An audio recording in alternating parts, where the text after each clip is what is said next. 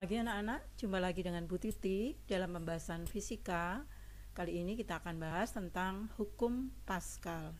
Sebelumnya Bu Titi ingin bertanya pada kalian dulu, bagaimana keadaan kalian anak-anak? Semoga semuanya dalam keadaan baik dan sehat. Amin. Nah, kita akan mulai pembahasan tentang hukum Pascal. Hukum Pascal ini masih termasuk pada bab fluida statis.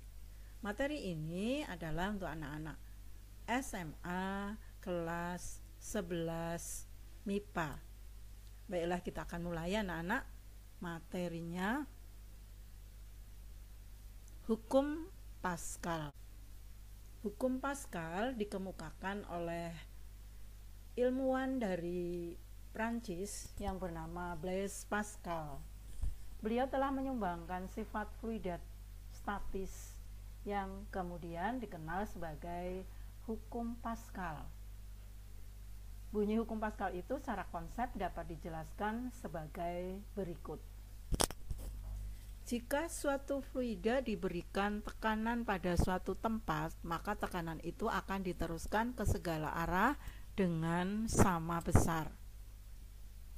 Jadi, di sini ada bejana berhubungan.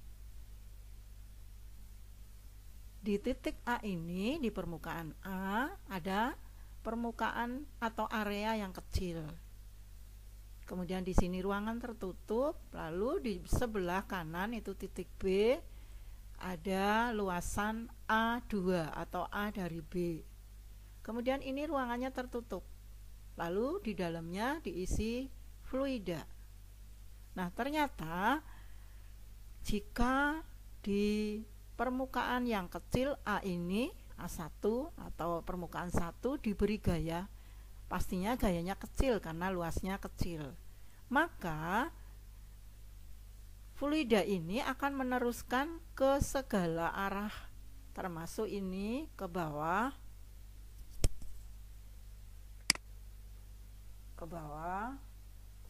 kemudian ke kanan, ini juga diteruskan lalu ke atas. Nah, ini jadi sampai di B tekanannya ini sama. Nah, kalau permukaannya besar di B, maka juga gayanya juga besar. Nah, ini konsep dari hukum Pascal. Dari hukum Pascal dapat ditentukan perumusannya, persamaannya. Jadi P di A, ini A anak-anak, P di A atau P1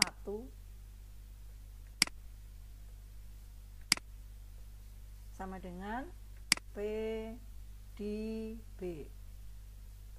Ya, P1 sama dengan P2.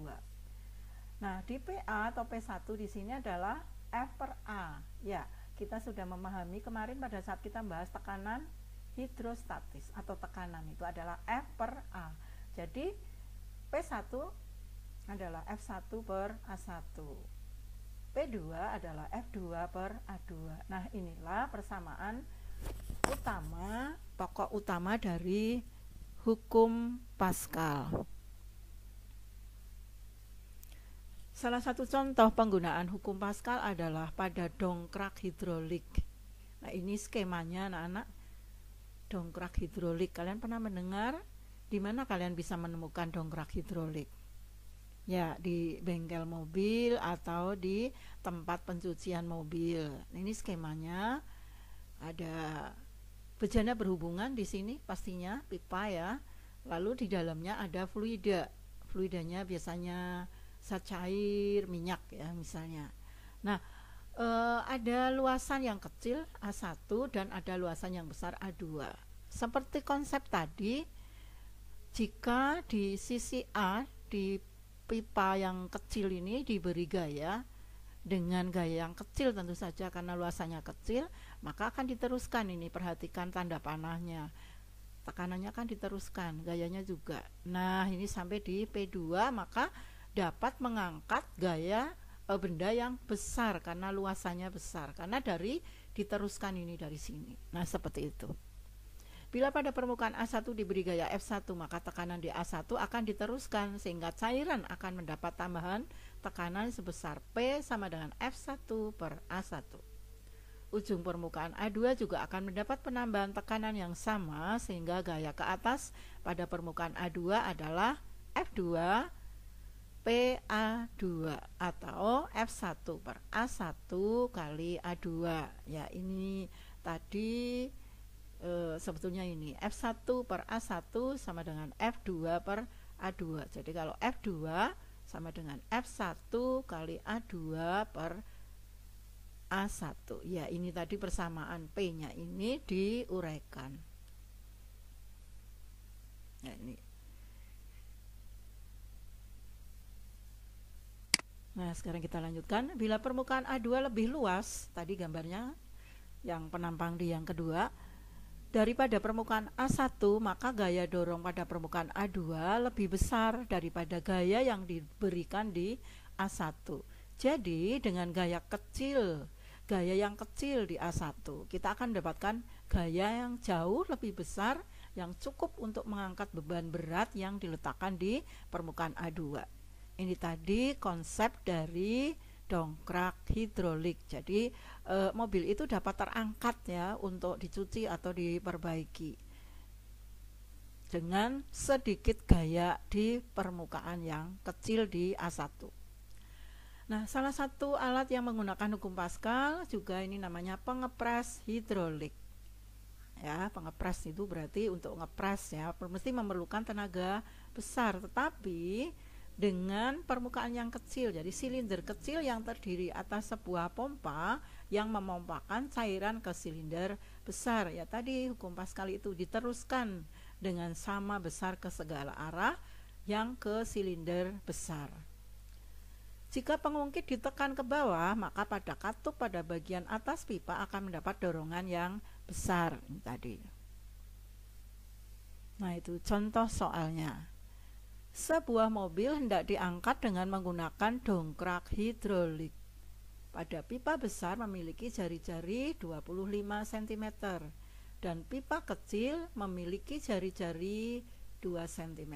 Nah, ini berapa kali perbandingannya? Yang kecil 2 cm, yang besar 25 cm. Berapa gaya yang harus diberikan pada pipa kecil bila berat mobil adalah 15.000 Newton? Jadi berapa yang pada A1 itu, jadi gayanya kecil ya, tapi berapa supaya bisa mengangkat 15.000 ya. Diketahui R1 2 cm, R2 25 cm, F2 15.000 Newton. Jangan lupa nanti perbandingannya adalah A, sehingga kalau diketahui ini belum A ya, harus dicari dulu kan, ini baru jari-jari. Rumus A-nya luas karena silinder ya, bentuknya pipa itu dianggap silinder semuanya, maka rumusnya adalah PR kuadrat. Ini juga sama. Nah, dengan menggunakan persamaan F1 F2 kali ini anak kali atau titik ya, di F1 sama dengan F2 kali A1 per A2. Nah, ini dimasukkan 15.000. Ini PR. Ini tadi A karena R-nya 2 cm. Pi kali 2 kuadrat cm kuadrat per Pi 25 kuadrat. Ini 25. Ini cm kuadrat. Nah, ini mau dijadikan meter juga tidak apa-apa, namun nanti juga dicoret. Jadi tetap saja menggunakan cm persegi, nanti dicoret ini. Pi-nya juga dicoret, terus dihitung ya. 15.000 dibagi kali 4 kali 25 kuadrat. Ini ketemunya 9,6 Newton. Seperti itu anak-anak. Nah, sekarang saatnya untuk latihan soal. Ada 2 ya. Yang nomor 1, bejana berhubungan yang terlihat di bawah berisi zat cair dan diberi pengisap. Berat dan gesekan diabaikan. Agar pengisap tetap seimbang, maka berapakah beban F2 yang harus diberikan? Ya, ini seperti contoh tadi. Jadi di sini F1 5 Newton, lalu A1-nya 10 cm persegi, di A2 ini juga cm persegi. Ini cm persegi. Jadi berapa kalinya ini anak-anak? 10 cm persegi, di sana 500 ya, lebih luas. Nah, berapakah F2-nya? Nah, tadi ya. Berarti F1 per A1 ini sudah A. Bukan jari-jari tapi sudah A. Lebih mudah anak-anak, tidak menghitung PR kuadrat. Sama dengan F2 per A2. Persamaannya seperti itu. Nah, nomor 2. Bejana berhubungan memiliki luas penampang 15 cm persegi dan 500 cm persegi. Jika pada penampang kecil ditekan dengan gaya 10 Newton, maka berapakah massa beban yang dapat diangkat pada penampang besar? Gitu. Ya, sama saja pastinya diketahui ini sudah luas penampangnya 15 cm persegi dan 500 cm persegi. Jadi kita tidak usah menjadi PR kuadrat karena ini sudah luas. Jika pada penampang kecil ditekan dengan gaya 10 Newton, nah ini tadi, kalau ini F1-nya 10 Newton, maka berapakah massa beban yang dapat diangkat pada penampang besar? Yang ditanyakan massanya. Pastinya kita bisa menghitung F2 seperti soal nomor 1. Nah, namun F-nya itu kan sama dengan gaya berat, yaitu M kali G. Hitunglah G-nya 10 kalau tidak diketahui. Jadi M-nya bisa dihitung. Ya, seperti itu anak-anak latihan soalnya, dan ini dikerjakan sebagai tugas 2 nomor ini. Sampai sekian dulu anak-anak. Sampai ketemu di pembahasan selanjutnya. Jangan lupa anak-anak, sesuai dengan pesan dari Kemendikbud, yaitu tentang ingat pesan ibu 3M. Bu Titi akan ingatkan lagi videonya. Silakan. Halo sahabat Dikbud, di masa kebiasaan baru seperti sekarang ini, ingat selalu pesan ibu. Keluar rumah kalau penting saja ya nak, ingat untuk selalu 3M. 3M itu mudah dilakukan dan bisa mencegah penyebaran virus corona. Menggunakan masker, mencuci tangan dengan sabun dan air mengalir, menjaga jarak. Sahabat Dikbud, kalau kamu sayang keluarga, jangan bawa virus ke rumah ya. Ingat pesan ibu, ingat 3M.